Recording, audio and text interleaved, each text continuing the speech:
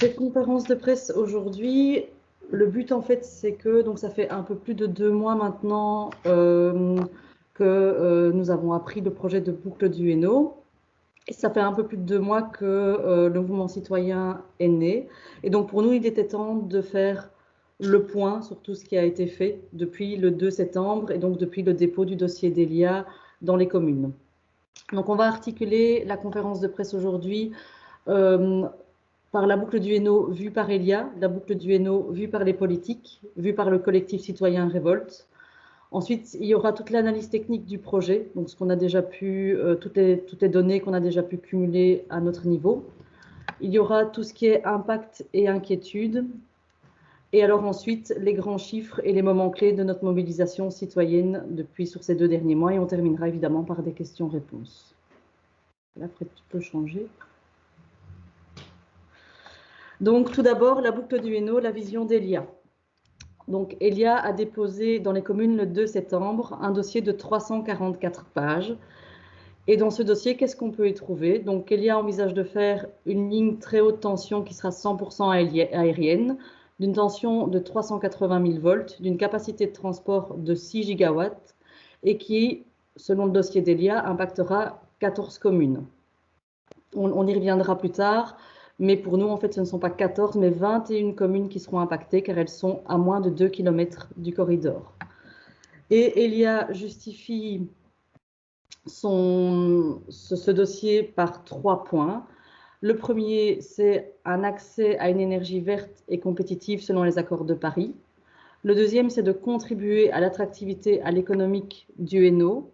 Et le troisième, c'est d'empêcher le blackout dans le Hainaut. Donc, c'est-à-dire que pour Elia, ce dossier se justifie pour le Hainaut. Alors, ce qu'Elia nous dit, donc Elia ici a recommencé à communiquer et par sa page Facebook et par son site, et Elia nous dit actuellement sur sa page Facebook que ce dossier, elle l'a présenté et qu'elle en a fait 26 présentations aux autorités communales. Nous tenons quand même aussi à rappeler qu'Elia n'a pas désiré rencontrer les citoyens et qu'en fait, il y a encore 201 000 habitants des 14 communes impactées qui n'ont jamais eu d'information de la part d'Elia. Elia dit aussi qu'elle a distribué 300 packs citoyens et qu'elle a eu plus de 500 personnes au téléphone à son numéro gratuit 0800. Cela prouve aussi que les citoyens ne trouvent pas les réponses à leurs questions et qu'on cherche à comprendre. Il en est de même pour les 20 000 visites et les 11 000 vues sur la vidéo de leur vidéo de présentation officielle qui a été postée les 24 et 25 septembre sur leur site. C'est aussi la même chose, c'est 27 000 familles qui cherchent à comprendre mais qui n'ont pas d'interlocuteur de l'autre côté, vu qu'Elia, le 29 septembre, a rompu tout dialogue avec les citoyens. Alors, la boucle du Hainaut vue par les politiques. Donc, nous avons ici repris sous forme de « ils l'ont dit » des citations qui sont des citations pour tout parti confondu. Donc, tout d'abord, il y a pour l'EMR M. Jean-Luc Cruc qui a dit que pour lui, l'argument de coût ne pouvait pas aller à l'encontre de rechercher des solutions et qu'il faut rechercher des solutions optimales pour assurer le bien-être des citoyens. Monsieur Damien Ernst, qui n'est pas un politicien, mais qui est souvent cité aussi dans ce dossier boucle du Hainaut, a dit que pour lui, les 8 km enterrés semblent beaucoup trop pessimistes et que pour lui, on pourrait même enterrer 1000 km de lignes. Il y a ensuite Madame Jacqueline Galland du MR qui s'est positionnée pour, et Madame Tellier d'Écolo qui a dit que le principe de précaution doit primer dans ce dossier. Il y a aussi Monsieur Serge Eustache qui dit que les impacts des champs électromagnétiques nuisent à la santé et qu'on ne peut pas les minimiser. Et nous terminerons par Monsieur Dequesne qui, pour lui, s'est positionné pour un non ferme contre la boucle du Hainaut. Donc, quand on voit tout cela, on peut voir que tous les partis se sont en fait prononcés contre ce projet. Alors, tu peux changer de slide. Donc, là, c'est où nous en sommes. Donc, tout d'abord, il y a eu les 21 000 courriers de citoyens. Ces 21 000 courriers ont été envoyés et dans chaque courrier, il y avait des questions qui ont été posées à Elia. Ces courriers ont été déposés dans nos communes. Ensuite, mi-octobre, il y a eu 14 communes qui ont voté contre le projet boucle du Hainaut, qui ont remis des avis défavorables. Ce que nous attendons maintenant de nos parlementaires wallons, c'est qu'ils continuent à nous représenter. Donc, je ne sais pas si tout le monde est au courant qu'il y a une motion qui a été déposée pour le 18 novembre, c'est-à-dire mercredi, au Parlement de Wallonie. Et ce que nous attendons, c'est que nos parlementaires que nous avons élus continuent à nous représenter et votent cette motion de refus du projet de boucle du Hainaut. Voilà, Fred, tu peux changer. Et c'est à toi. Voilà.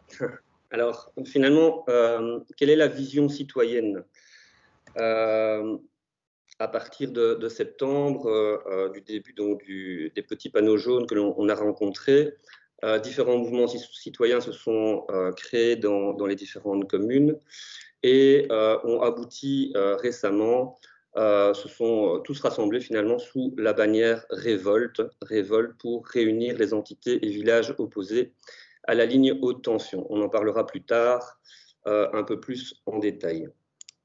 Alors, la boucle du Hainaut, c'est quoi?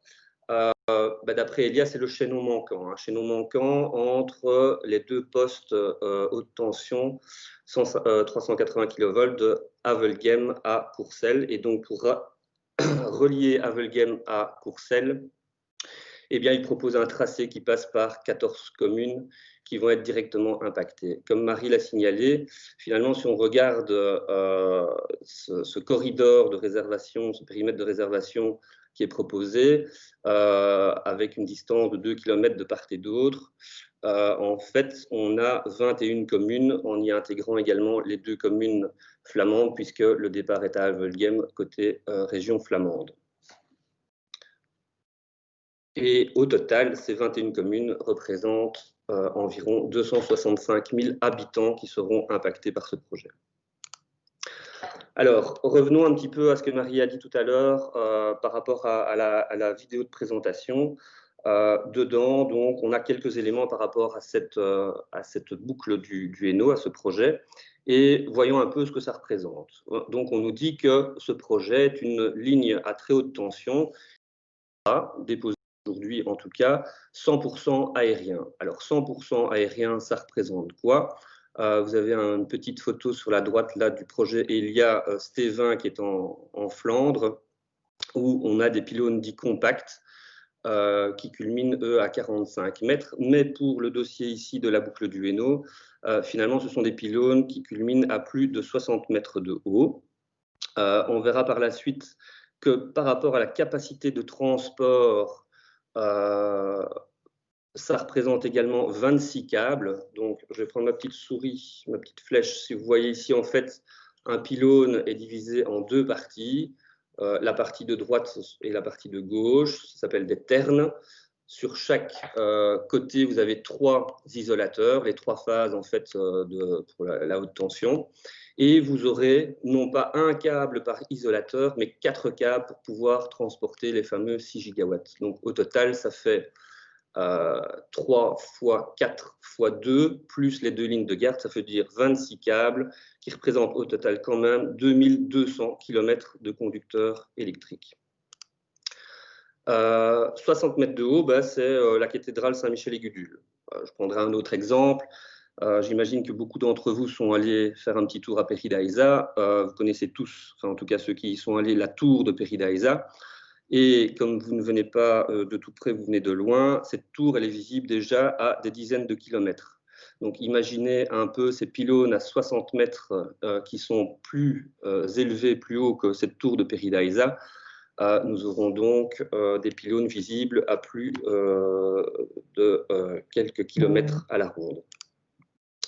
Alors, on nous dit également que c'est un réseau d'une tension de 380 000 volts, donc 380 kilovolts. Et que représente en fait finalement ce 380 000 volts? Le 380 000 volts, c'est le transport d'électricité à longue distance. Donc, c'est ce qu'on appelle le maillage européen. C'est pour faire du transit international d'électricité. Et donc, ça, c'est important. Ici, vous avez sur la carte en mauve donc le réseau 380 kV européen. Petite précision, donc en France, on parle du 400 kV, en fait c'est exactement la même chose. Donc tous les pays européens, on va dire d'une manière générale, sont connectés entre eux par ce réseau 380 ou 400 kV.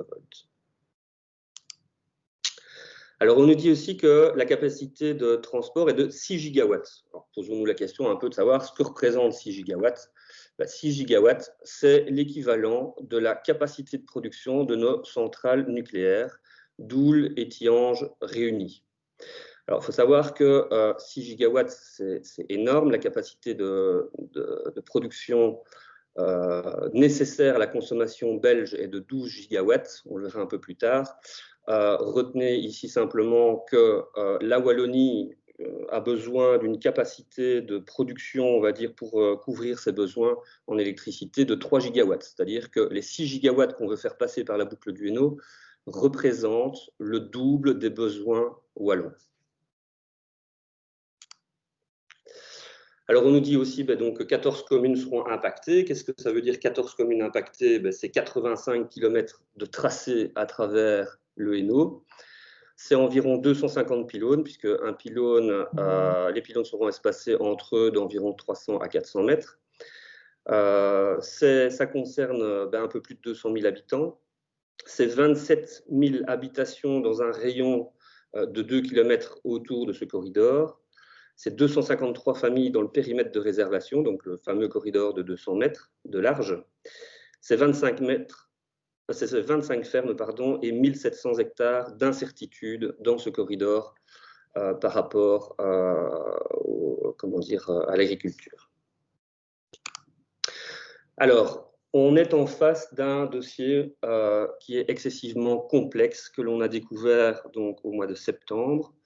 Et on a la chance finalement d'avoir sur les 14 communes impactées quelques ingénieurs qui se sont regroupés ensemble pour étudier un petit peu ce dossier technique qui est hyper complexe, 344 pages, c'est quand même pas rien, avec des notions qui ne sont tout de même pas accessibles à tout le monde. Et donc on s'est penché sur la question pour un peu challenger finalement et voir, est-ce vraiment nécessaire? Et y a-t-il réellement un problème pour le Hainaut et a-t-on besoin de cette capacité de transport de 6 gigawatts et de relier Avelgem à Courcelles?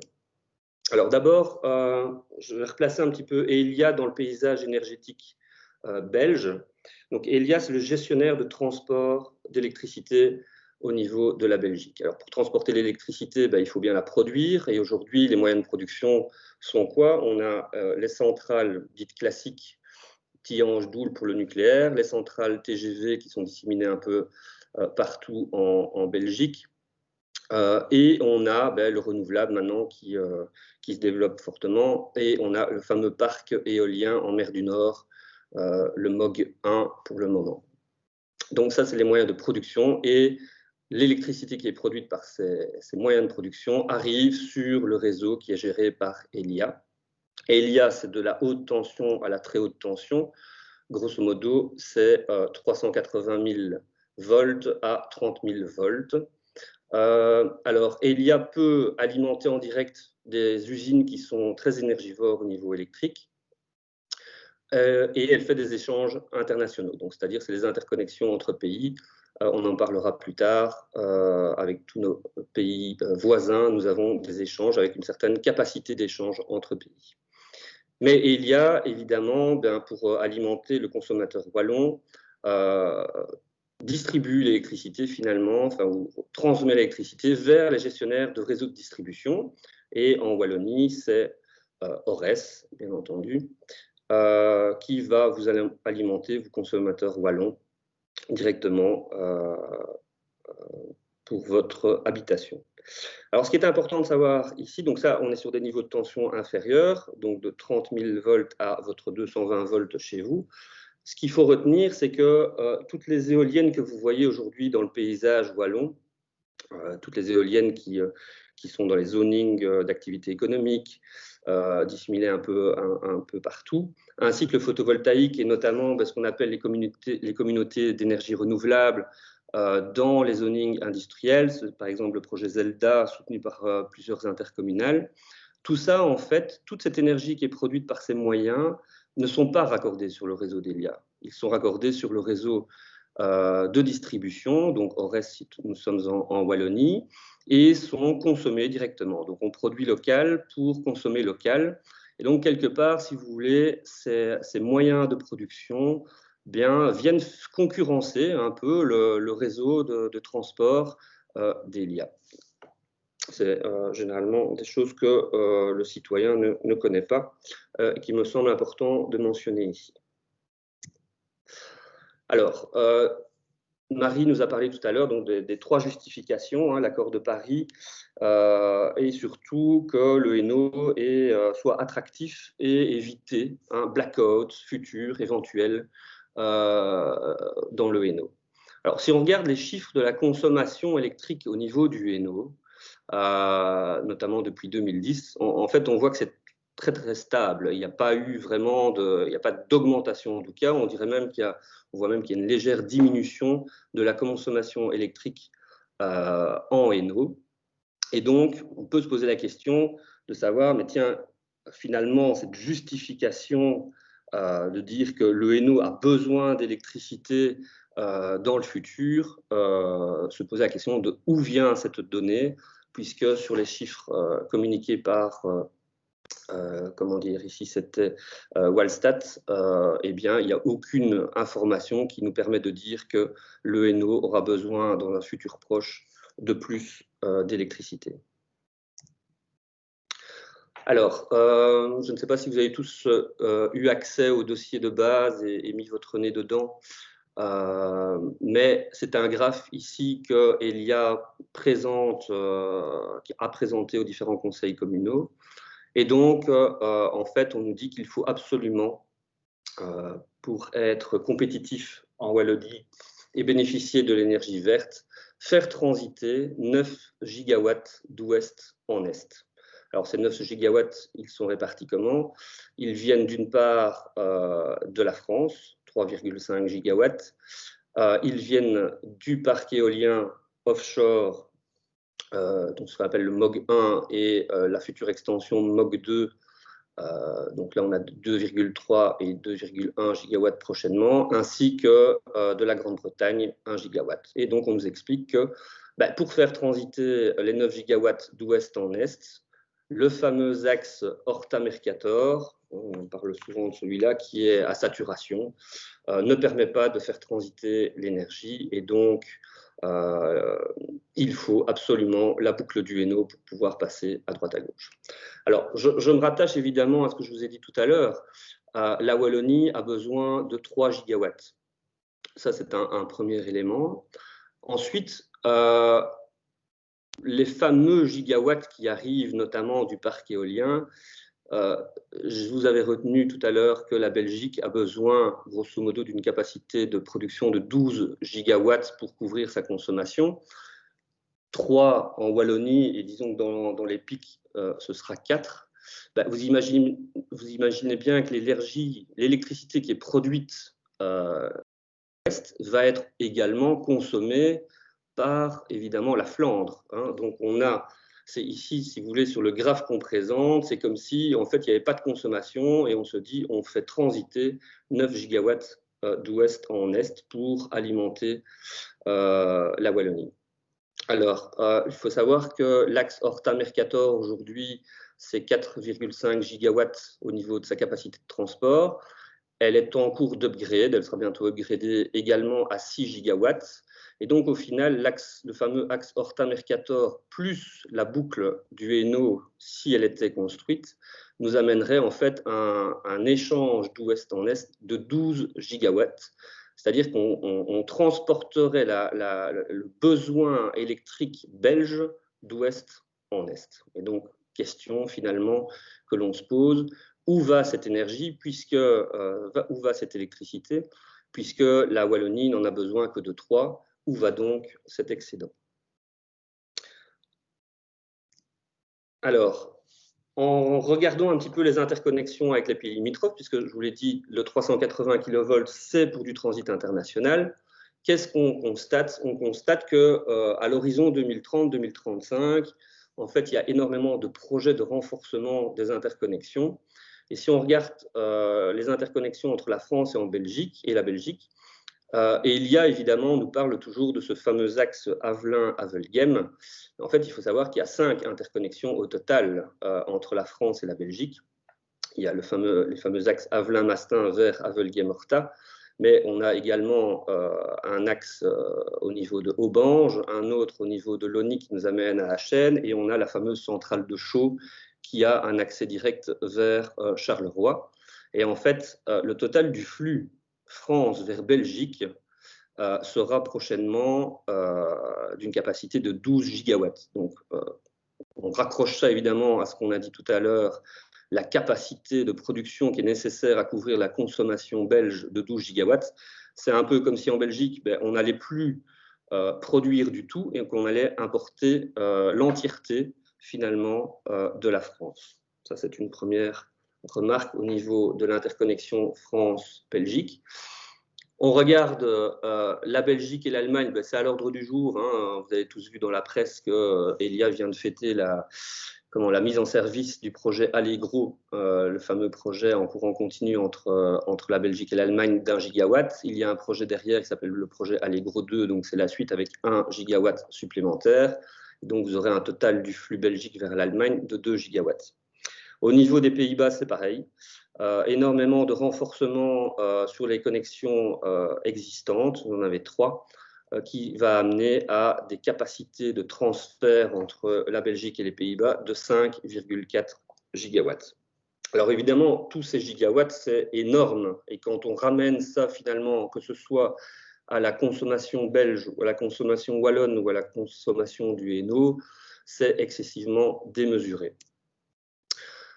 Autre point également, on parle beaucoup, donc Elia nous présente toujours la carte de la Belgique, mais si on étend évidemment par rapport aux pays limitrophes, on se rend compte qu'il y a déjà en fait finalement un bouclage via la France. Hein, en Belgique, on parle toujours de ce fameux 8 qui n'est pas complet, hein, c'est le chaînon manquant entre Havelgem et Courcelles. Donc c'est le 8 qui part de Mercator, Horta, Havelgem, Courcelles, et puis qui va vers Tillange, qui repasse au-dessus de Liège pour arriver à Van Eyck. Le 8 belge. Le 8 belge, il existe via la France, et donc la question qu'on peut se poser aussi par rapport aux besoins, en tout cas de consommation, aux besoins de production pour assumer la consommation wallonne, voire énuyère, eh bien, nous avons déjà ce qu'il nous faut via le côté français. Alors, bon, la boucle du Hainaut, ici on en parle, ça fait grand bruit, mais finalement quand on regarde dans le passé, si on va au début des années 90 et ensuite au niveau des années 2000, en fait on se rend compte qu'il y avait déjà, en fait, au niveau de la Commission européenne, un axe prioritaire, des projets prioritaires au niveau électrique, et on a le fameux projet EL1, c'est un document de la Commission européenne. Alors, EL1, c'était quoi? C'était un projet, donc là, ça date de 2004, si ma mémoire est bonne.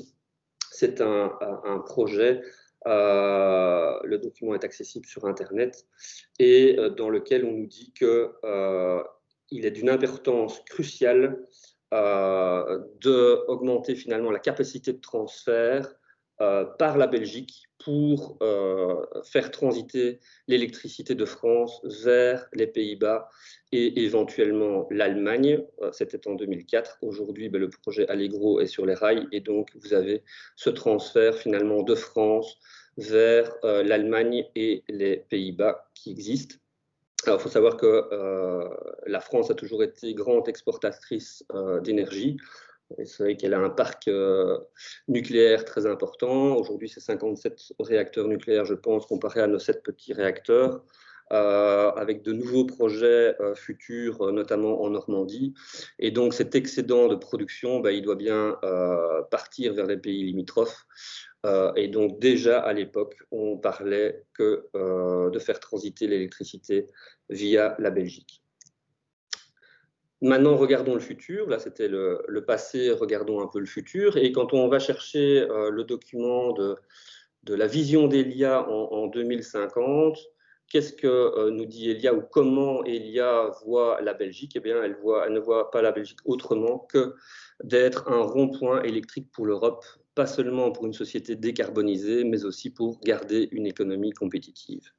Et donc, la conclusion finalement que je donnerai ici, par rapport à tous ces éléments qui ont été analysés, c'est que les interconnexions entre pays qui, dans le passé, permettaient d'assurer un approvisionnement de sécurité par rapport au pays en cas de défaillance, finalement, à partir du moment où le marché de l'électricité a été libéralisé, il y a une couche supplémentaire qui est venue se greffer et c'est la couche trading, bien évidemment. Aujourd'hui, il y a la bourse de l'électricité, les échanges entre pays et donc on est passé vraiment dans un concept de business et la boucle du Hainaut pour nous est réellement ça. Ce n'est pas du tout la justification que nous donne Elia comme étant un besoin nécessaire pour le Hainaut, mais bien une autoroute électrique qui va permettre de transférer l'électricité produite par des pays limitrophes vers d'autres pays limitrophes. Voilà. Marie, c'est à toi. Moi, je vais reprendre pour tout ce qui est impact et inquiétudes qui sont liés à ce dossier boucle du Hainaut. Donc, tout d'abord, nous allons parler de la santé, ensuite de économie, tourisme, patrimoine, et nous terminerons par l'agriculture. Donc voilà, au niveau de la santé. Donc, pour rappel, selon l'article 23 de la Constitution, la santé est un droit. Donc chacun a le droit à une vie conforme à la dignité humaine et ça implique bien évidemment un environnement de vie qui doit être sain. Et selon la santé est aussi un devoir, selon la Convention de Rio. Si la santé ne peut être garantie, le principe de précaution doit être appliqué. Et c'est ce principe que nous voulons voir appliqué aujourd'hui.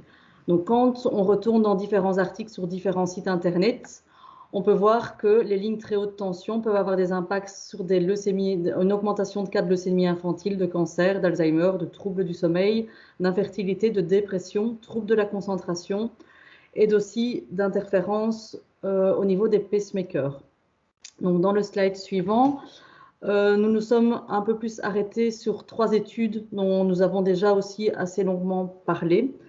Donc, ces 3 études, pour les 2 premières, donc l'étude suédoise et l'étude franco-canadienne, se sont basées sur des populations assez élevées. Donc on peut voir 436 000 personnes pour la suédoise et 220 000 travailleurs pour celle franco-canadienne.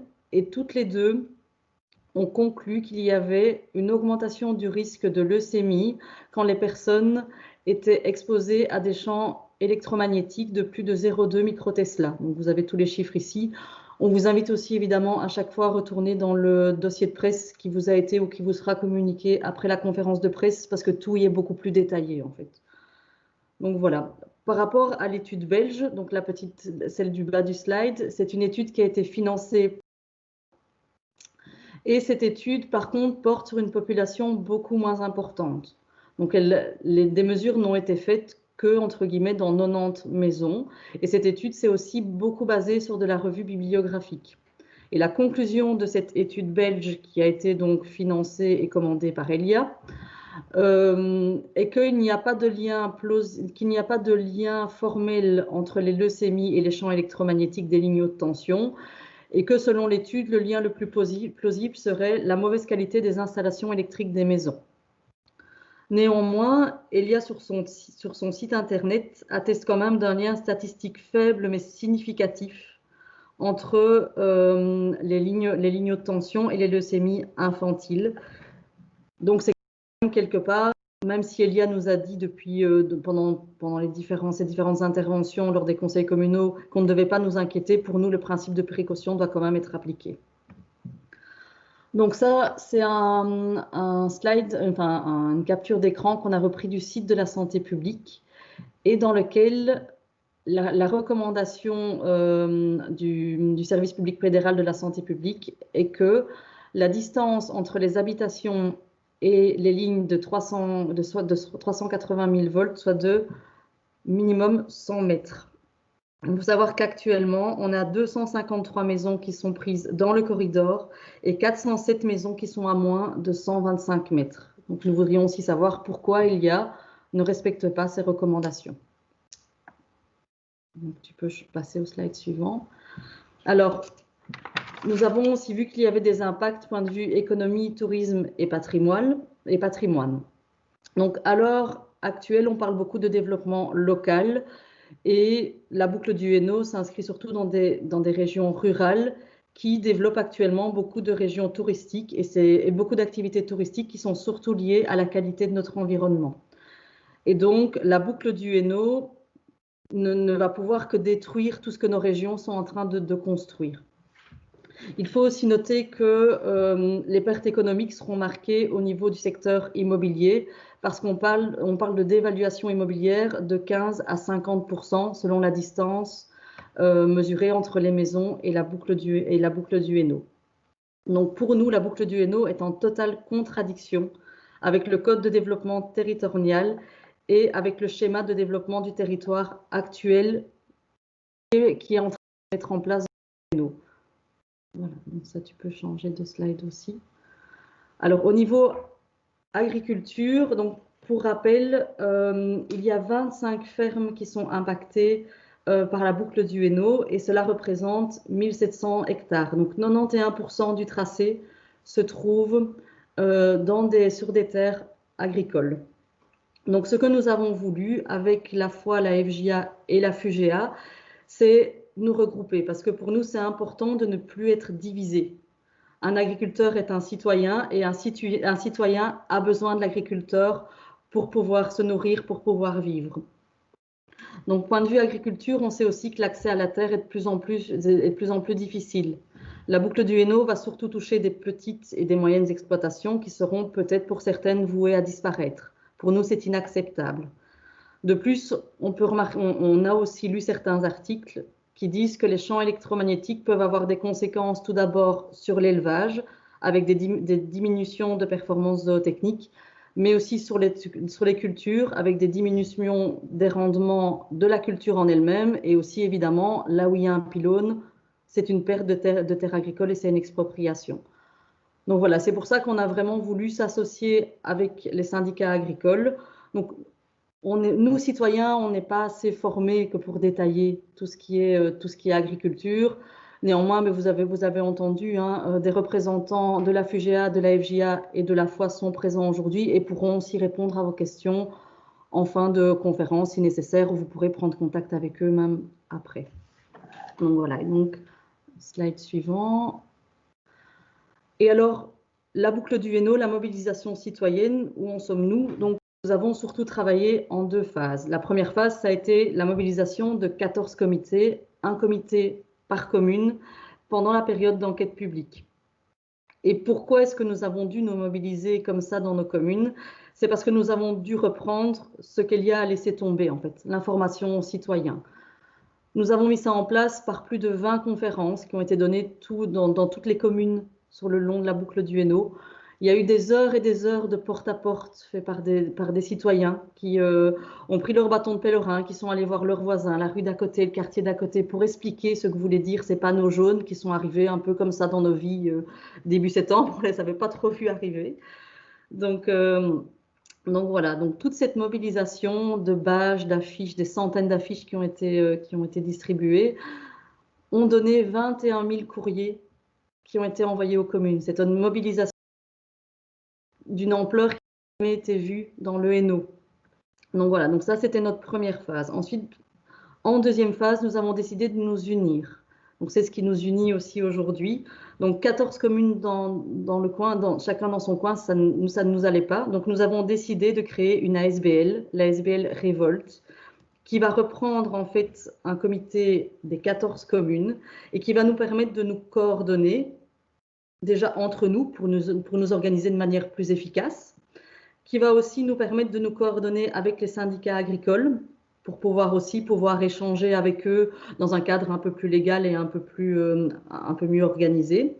Et ça va aussi nous permettre d'aller ensemble dans un premier temps à Namur, vu que la prochaine étape se trouve à Namur, on le verra dans la ligne du temps suivante. Et ensuite d'aller là, on espère qu'à Namur tout va s'arrêter, mais bon voilà, en tout cas, nous avons décidé de nous rassembler et ensemble, on est vraiment plus fort. Donc, tu peux passer au slide suivant. Donc, au niveau ligne du temps, donc je présume que tous les gens qui sont ici connaissent un peu cette ligne du temps. Donc, il y a d'abord eu le 7 septembre, les petits panneaux d'Elia jaunes qui sont arrivés dans le fond de nos rues, dans le fond de nos jardins. Ensuite, Elia a publié sa vidéo les 24 et 25 septembre sur son site. Et Elia a stoppé les réunions avec les citoyens à partir du 29 septembre. Donc là, c'est nous vraiment qui avons repris en main toute cette information aux citoyens. Et cela s'est terminé. Elia, oui, a été forcé le 10 octobre par Monsieur le ministre Borsu de mettre son document technique, donc son dossier de 344 pages, sur son site. C'était 2 jours avant la clôture de l'enquête publique, ce qui pour nous est très très court.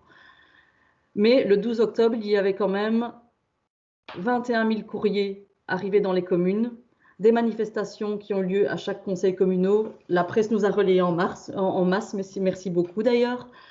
Il y a des bannières un peu partout qui sont encore là, puis des pylônes en bois. Voilà. Donc le 12 octobre, nous, citoyens, notre travail était entre guillemets terminé. Ensuite, il y a eu 14 avis négatifs de collèges communaux. Il y a eu des appels à des experts techniques et juridiques. Donc nous prenons aussi beaucoup de contacts avec des experts techniques juridiques afin de nous aider aussi à étoffer notre dossier. Et nous interpellons aussi de plus en plus le monde politique parce que la balle n'est plus dans notre main. Nous, citoyens, le seul endroit où nous pouvions faire, c'est écrire notre lettre. Donc maintenant, tout ça est dans la main des citoyens. Et donc actuellement, nous en sommes. Donc nous attendons qu'Elia dépose son document au Parlement wallon, qui aura 90 jours pour se prononcer sur le dossier. Là, tu peux changer de slide. Donc, en conclusion, pour nous, Révolte, la boucle du Hainaut ne peut être qu'un projet qui peut être abandonné pour 3 points. Tout d'abord, le premier point, c'est que rien ne prouve, comme Fred vous l'a démontré, la nécessité des 6 gigawatts de cette boucle du Hainaut. Le deuxième point, c'est que le principe de précaution doit primer et que l'impact sur la santé, tant qu'on ne peut pas démontrer qu'il n'y en a pas, cette boucle du Hainaut ne peut pas passer. Et le troisième point, c'est un manque de transparence dans le dossier d'Elia. Donc, il y a beaucoup d'informations qui sont manquantes. Plusieurs fois, Elia a parlé dans différents conseils communaux d'opportunités, on ne sait pas très bien. On sait bien que le poste de Chièvre risque de jouer un grand rôle dans ces opportunités, mais tout ça n'est pas dans le dossier qui est actuellement déposé. Donc, pour nous, accepter la révision du plan de secteur serait aussi ouvrir une boîte de Pandore et on ne sait pas très bien ce qu'il y a dans cette boîte. Donc pour nous, sous prétexte d'utilité publique, la boucle du Hainaut n'a en réalité n'a rien d'annuaire à l'exception de ses impacts. Elle n'est qu'une autoroute destinée à assurer le transit massif d'électricité au sein du marché européen de l'énergie. Donc Révolte demande donc au gouvernement wallon d'assumer ses responsabilités et de rejeter la demande de révision du plan de secteur. Ce projet n'étant pas d'utilité publique, comme présenté par Elia, et il est donc irrecevable. Donc nous attendons donc un non inconditionnel et formel au projet de boucle du Hainaut.